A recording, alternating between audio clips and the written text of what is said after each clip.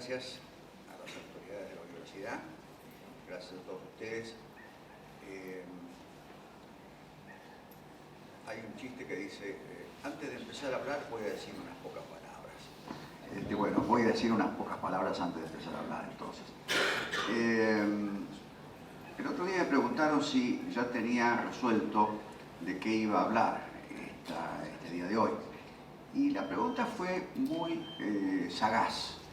Y contesté honestamente, no, todavía no lo tengo del todo resuelto. Mucho depende de cómo vayan estos diálogos previos que estoy haciendo. Y también dije, y espero no repetirme, porque ahí estaba la segunda pregunta implícita. Va a decir lo mismo que dijo hoy, porque entonces no vengo. A lo mejor tampoco vino igual. No me creyó, lo cual también es inteligente.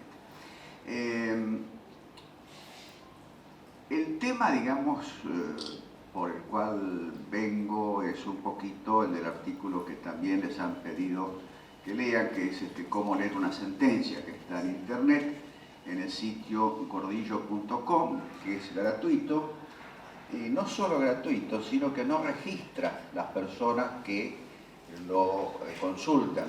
Hay otros sitios que también son gratuitos, pero dicen anótese, ponga un email, diga quién es, no, esto es absolutamente anónimo.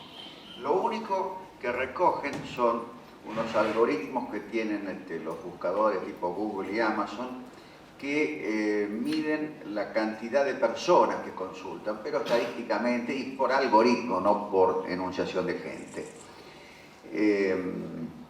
Es interesante que la mayor parte de las consultas tienen como duración un segundo, lo cual significa, no que dicen, esta porquería no voy a mirar, sino que bajan algo. Buscan, bajan, buscan, bajan, buscan, bajan.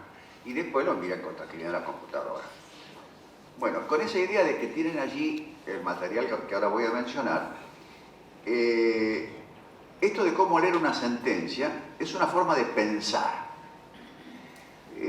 No es una forma de estudiar, es una forma de pensar. Bielsa decía, hay muchos que estudian 5 horas y piensan una, y eso es al revés. Hay que estudiar 1 hora y pensar 5. Y yo lo daría vuelta, hay que pensar 5 horas y estudiar una. En el orden va primero pensar, después estudiar. Porque uno lo que lee siempre lo condiciona un poco aunque no quiera. Y lo que uno tiene que primero pensar es en los hechos. Porque si se equivoca en los hechos es como el cirujano que tiene que cortar la pierna izquierda y cortar la pierna derecha. Es irreparable. Y yo diría que 2 de los ejemplos más típicos que hay son cómo leer una etiqueta, de los cuales hay varios fallos. Voy a comentar un par después. Si uno no sabe leer una etiqueta, posiblemente no sepa analizar un caso de derecho. ¿Por qué? Porque la etiqueta es lo más breve y sucinto que hay como texto de derecho.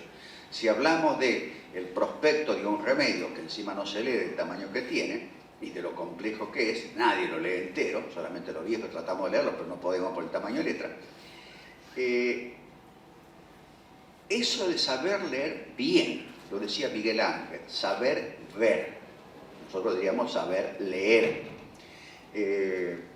Más otras cosas que son habilidades así medio mínimas, ¿no? Todo eso son formas de pensar también. Y ahí los quiero remitir a 2 capítulos que hay en el libro 6º del tratado, que está en internet, que es un libro sobre el método, y dentro de ese libro hay 2 capítulos sobre la creatividad, que es otra vez cómo pensar, cómo tener ideas nuevas. Y ahí son experiencias comunes a todas las disciplinas del arte, del conocimiento, de la ciencia, de lo que quieran. Los mecanismos son mecanismos del cerebro, son universales. Y van a encontrar en ese lugar una referencia de multiplicidad de lugares donde se explican estas cosas de cómo piensa el cerebro, cómo el cerebro tiene ideas nuevas, cómo es creativo. Como esto es una cosa que no estaba prevista, y como de este modo le estoy quitando tiempo al resto de la exposición, quiero ofrecerles una cosa que lo puedo hacer porque vengo, toco y me voy. Pero si estuviera acá seguido, no sé si lo seguiría diciendo lo mismo. Pero les ofrezco que me manden un mail, todos los que lo deseen, La dirección mía en internet, la que está en el sitio, que es válida, es agustin@gordillo.com. Como todas las cosas digitales, la dirección es falsa, porque es una dirección virtual que me manda a otra dirección que también es virtual, pero que esa me llega. Y si no, tienen una que es la verdadera, que es agustin.alberto.gordillo@gmail.com, que es mi preferida y le hago la propaganda porque es la que guarda más tiempo, mayor cantidad de información sin borrarla. Las preguntas pueden ser de cualquier cosa, pero sobre todo cualquier cosa que quede sin contestar hoy, pero de todas maneras lo que quieran preguntar.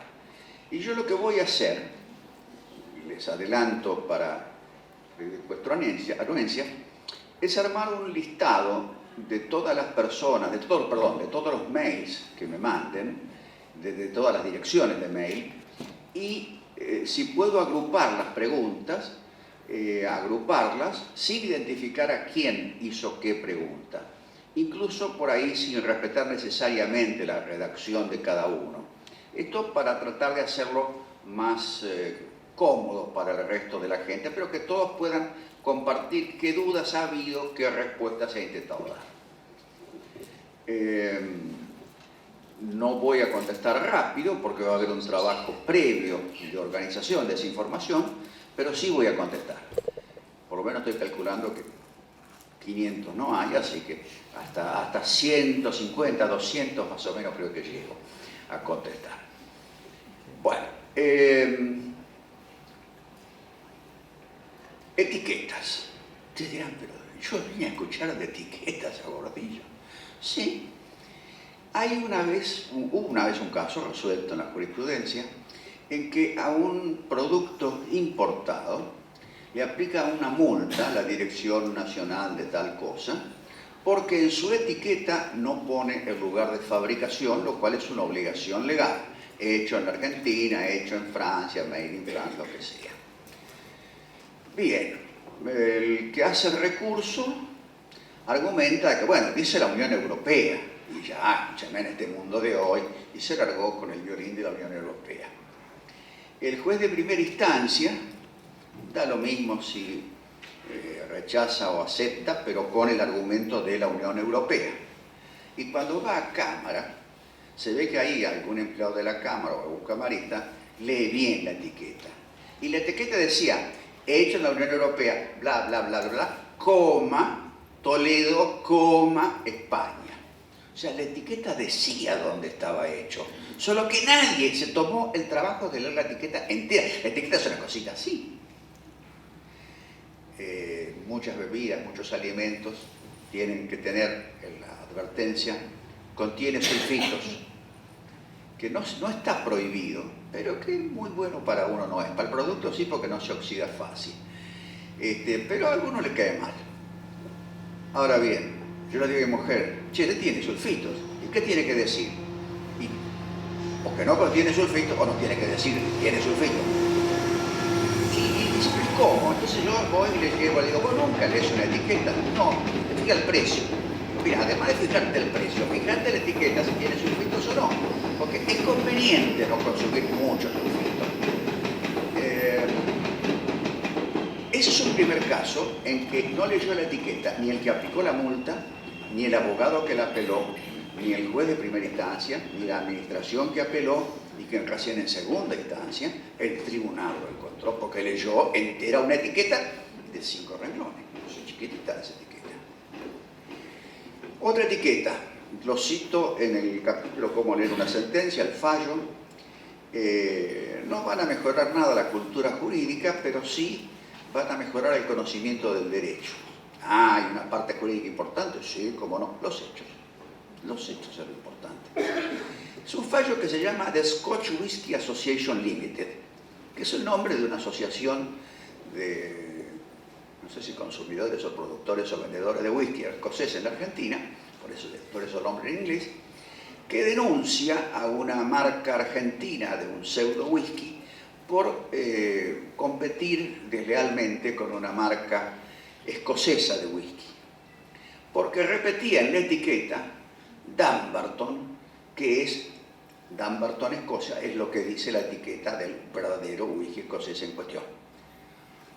Bueno, llega a la cámara. Supongo que el voto lo hizo el camarista porque es un voto muy atrevido, porque empieza diciendo una cosa que lo tornaría arbitrario. Pero me dice, pobre hombre, también se tiene que poder divertir, ¿por qué no se va a poder divertir algo? Entonces el tipo dice, en un tema tan importante, me sentí en la obligación de hacer una investigación de primera mano. Así que fui personalmente a todos los supermercados de Buenos Aires y compré cuanto whisky encontré, nacional. Y después de probarlo, que sobre todo comparé las etiquetas, claro. Obviamente acá fíjense cómo está el humor que invalidaría el fallo, porque no puede hacer una medida de prueba así sin citar a las partes. No fue el tribunal, fue uno solo que compró el whisky. Además ni se sabe si es cierto, es un chiste por ahí. Pero luego empieza a comparar las etiquetas, y a comparar, y a comparar, y a comparar. Entre ellas descubre que Dumbarton es el lugar de unas oficinas comerciales en Escocia de una de las marcas, pero no es un lugar de producción de whisky. Y concluye, muy divertido, muy extenso, diciendo las etiquetas no son comparables a pesar de que repitan Dumbarton. Nadie se va a comprar el whisky argentino creyendo que es un whisky escocés. ¿Yo ahí qué hago? Es un sistema mío de siempre. Salteo hasta el final. En primer lugar, ustedes, personas normales, sensatas, o sea que no saben derecho, esas son las personas sensatas. Con esa descripción, las etiquetas no son confundibles. ¿El fallo está resuelto, sí o no? ¿Qué les parece? Sí. Si no son confundibles, ¿de qué estamos discutiendo? Entonces voy al final del fallo y dice, como no son confundibles, se rechaza la demanda. Y digo, voy a empezar a ver la parte de derecho. Empiezo a leerle 3 renglones. Es un tema, explicaba en derecho marcario. Yo ahí dudo que lo haya escrito el mismo camarista. ¿Por qué? Porque está escrito en serio. Y explicando que dale el derecho marcario, el derecho marcario, el derecho marcario, que lo escribe porque si no, sí le anula la sentencia a la Corte por arbitraria. No tiene más remedio. Pero ahí le dice, a ver, meritorio noveno, venga, escriba los fundamentos de derecho de esto. Ponga que no se confunden las etiquetas y que se rechaza la demanda. ¿Lo leí la parte de derecho? No, porque no me interesa el derecho marcario. Si hubiera sido hecho administrativo y lo hubiera leído, tampoco, porque la solución es obvia. ¿Para qué voy a gastar tiempo de mi vida en cosas obvias? Lo que es obvio no hace falta leer. Mejor leer, reservar el tiempo de lectura para cosas que no sean obvias, cosas que requieran pensar. Esto ya estaba pensado y resuelto bien por la descripción de los hechos. Yo por eso propongo en ese capítulo, y es lo que yo hago personalmente, cuando conozco un caso, trato de entender primero qué resolvieron, frente a qué situación de hecho, y en qué contexto. Esto es importante. ¿En qué contexto? Social, económico, político, tecnológico, lo que quieran. ¿En qué contexto? ¿Cuál es el universo de este problema de hecho que se resolvió por blanco o por negro? Y me pongo a pensar, ¿qué razones habrá para resolver blanco o negro? Razones de las circunstancias de hecho del caso puntual, razones del contexto, razones de la política, de la economía, de la sociedad, de lo que fuere. Entre ellos podrá estar presente, como no, la razón justicia, pero también podrá estar presente las consecuencias de la decisión, que es una cosa que se piensa mucho siempre. Bueno, pero si resuelvo esto, pasa tal cosa. Si resuelvo tal cosa, pasa esta otra. No es cuestión de tomarla hacia la ligera, hay que pensar. Entonces uno tiene que pensar antes de leer el fallo, porque entonces piensa en serio, piensa sin el precondicionamiento de lo que ha pensado alguien que uno supone sabe más que nadie. Primero, para eso está en la corte. Segundo, es mayor que uno. Tercero, lleva tantos años de abogado. Cuarto, quinto, sexto, puede hacer un currículum como este que me ha leído acá. Y así todo no significa que tengan razón. Significa que es mayor, todo lo que quieran. Y a veces eso funciona en contra, ¿no? La edad también hace que las condiciones vayan decayendo. Cuando uno llega entonces a las razones que uno cree que pueden haber tenido en cuenta o haber influido para la decisión, ahí entonces va y lee. Y van a ver que se lee distinto. Porque uno dice, esto lo dicen por aquello, que no lo mentan porque no se habla de estas cosas en un fallo. Y esto no lo dicen por aquello que tampoco se dice en el fallo. Y esto lo escribió un empleado del tribunal. Y esto otro, cuando la cosa suena linda, jurídica, la escribió un empleado, seguro. La Corte no está perdiendo tiempo en eso, no va a estar creyendo que la Corte pierde tiempo argumentando razones de derecho, porque cuando lo hacen se equivocan, ¿no? Como en el caso Muiña, como en el caso Menem ahora. O sea, la Corte es un tribunal compuesto de seres humanos. Y si no le prestan atención a las 200 personas que tienen de excelente nivel en la Corte, si no usan esa colaboración, y bueno, se van a perder más pronto todavía. Bueno, el caso Muiña, digamos, para mí es sintomático de alguien que no estudió los hechos. Y que al estudiar los hechos, por supuesto uno hace, es inevitable, una valoración de los hechos. O sea, esto que es bueno, es malo, produce buenos resultados, malos resultados. ¿Cuál es uno de los problemas en la Argentina? Y los gobiernos militares que hemos tenido, uno de los problemas, no digo el único, ¿no? Pero uno de los que ha molestado bastante. Dentro de eso hay algunos muy en particular, y sí, el último se mató unos cuantos, ¿no? No discutamos cuántos fueron, pero que fueron muchos, fueron muchos. Entonces, frente a eso, era sensato tomar el artículo 2 del Código Penal, que dice, son todos buenos, todos recuperables, todos sanos, y pensara un poquito. Encima, a esta Corte le ha tocado en 3 fallos seguidos equivocarse con lo mismo. No logran todavía aprender el derecho internacional público. Claro, capaz que lo dieron hace mucho. Yo di internacional público en 1958, o sea, hace 40, casi 60 años. ¿Por dónde estudié? Por Podestá Costa. ¿Cuándo termina Podestá Costa? En el 45. Ahora, mientras tanto, el mundo siguió andando y siguió cambiando y aparecieron una punta de cosas. La jurisprudencia de la Corte también fue cambiando, no solamente el mundo. Cuando viene el caso Pribke, en el cual la Embajada de Italia le pide a la Argentina la extradición de Pribke, responsable de haber ejecutado 250 civiles inocentes en una represalia por un ataque anónimo contra las fuerzas de ocupación. Yo soy amigo del que era abogado de la Embajada de Italia, y como soy amigo le tomaba el pelo y le decía, dale, pobre viejito, 92 años, déjalo que se muera en paz en su patria adoptiva. No, que esto, que lo otro, se ponía furioso, ¿no? Y yo más lo digo, pobrecito, viejito, déjate bromar. Bueno, el fallo de la Corte dijo, brevemente, pero dijo, de acuerdo al derecho internacional, corresponde al país requirente y no al país requerido juzgar si ha habido o no un delito de mesa de regresa obligada o de crimen de guerra o ese tipo de infracciones al orden mundial, a lo que se llama ius cogens, derecho imperativo internacional. Y se lo mandamos nomás. Y allá lo condenaron, lo metieron preso y finalmente lo soltaron, ya cuando era muy caro mantenerlo, porque estaba viejito. Y bueno, ahora que costás plata, anda a tu casa.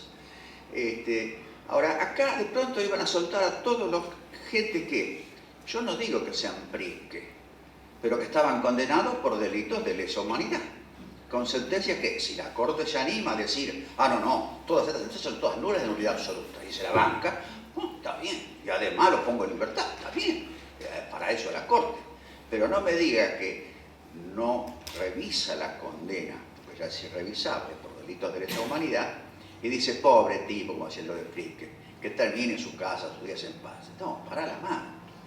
Estuvieron gobernando el país unos cuantos años, matando gente de unos cuantos años. Yo quiero, como dirían los españoles, el que a uno castiga, a ciento avisa. Yo quiero avisarle a los que siguen, muchachos, no vuelvan a tomar el poder, ni ustedes, ni los hijos, ni los nietos de ustedes, porque si llegan a cometer delitos de lesa humanidad, no va a haber, como dicen los consignas, ni me olvido, y perdón, iba a decir ni castigo ni perdón. Entonces, ahí son las consecuencias del fallo. Pero además estaba el hecho del derecho internacional. Invocar el derecho interno. El Código Penal nuestro, como todos los códigos penales del mundo, ha ido, yo diría, mutando, cada vez para una mayor tutela del inocente no condenado por sentencia firme. Y se les ha ido un poco la mano entre los tribunales, los legisladores. La verdad es un problema social compartido. Entonces, la Corte resuelve este asunto desconociendo la realidad nacional, desconociendo la valoración de los hechos del caso y desconociendo el derecho internacional y el ius cogens. Ahora bien, hace un poco antes, un poco después, en Fontevecchia, dice, no, en realidad yo no estoy obligado por la Corte Interamericana de Derechos Humanos. Dice, ah, claro, digo yo, esto lo decís porque no le pensás hacer caso a lo de Milagro Sala, pensaba yo. Pero no, los juzgadores solo dijeron, no, sí, le hago caso, yo no estoy de acuerdo, pero si la Corte me lo pide, que la Corte, la Comisión, medio flojita la fundamentación, ¿no? Y la Corte, la Comisión Interamericana, le hizo una cosa más o menos lavada. O sea, no le dijo, está mal. Le dijo, ¿por qué no piensa en todo caso darle, qué sé yo, prisión domiciliaria? Que sigue siendo prisión. O sea que tan lástima no le dio. Entonces la Corte se prepara para decirles que no a los que vengan contra Milagro Sala. Al final de cuentas no hace falta, se metió al cohete con la Corte Interamericana. Después se olvida del derecho internacional en el caso Muelle, y ahora en el caso Menem dice, de acuerdo al derecho internacional, el doble conforme, que es una cosa complicada, delicada, para pensar. No es tan así de sencillo. Dice, pero ¿cómo? 3 veces dicen una cosa, van para acá, van para atrás. No hay nadie que le diga, che, doctor, así no va. Mi padre, que era catamarqueño, y no era abogado ni nada, decía que el juez catamarqueño, en el cuento de él, se le viene a quejar 2 por un alambrado, separando 2 campos, y uno le dice, mire, son las vacas de él que se meten en mi campo y rompen el alambrado. Y dice, sabéis que tenéis razón. Dice, no, pero escúchame, el problema es de él que no arregla el alambrado que se le cayó a él porque está mal colocado. Y sabéis que tenéis razón. Y entonces el secretario le dice, pero doctor, no le puede dar razón a los 2 al mismo tiempo. ¿Sabéis que vos también tenéis razón? Alguien tiene que haber en la corte que le diga, ¿sabéis que no tenéis razón? ¿No? Yo, por lo tanto, soy un poco pesimista sobre el objeto de este seminario. No digo sobre el seminario, sino sobre el objeto del seminario. Hay un libro que se llama Las limitaciones del conocimiento jurídico, que no está en internet, en el cual un español habla con alto nivel filosófico de las limitaciones del método del conocimiento. Y yo hago unas notas al pie diciendo que en verdad las limitaciones no son del conocimiento ni del método del conocimiento. Las limitaciones son del objeto del conocimiento. Es el derecho el que tiene problemas por todos lados. O sea, no es que no podamos asirlo porque no sabemos entenderlo. No lo podemos asir porque no se deja entender, porque no es siempre el producto de una decisión racional, pensada y con conocimiento de los hechos de la información.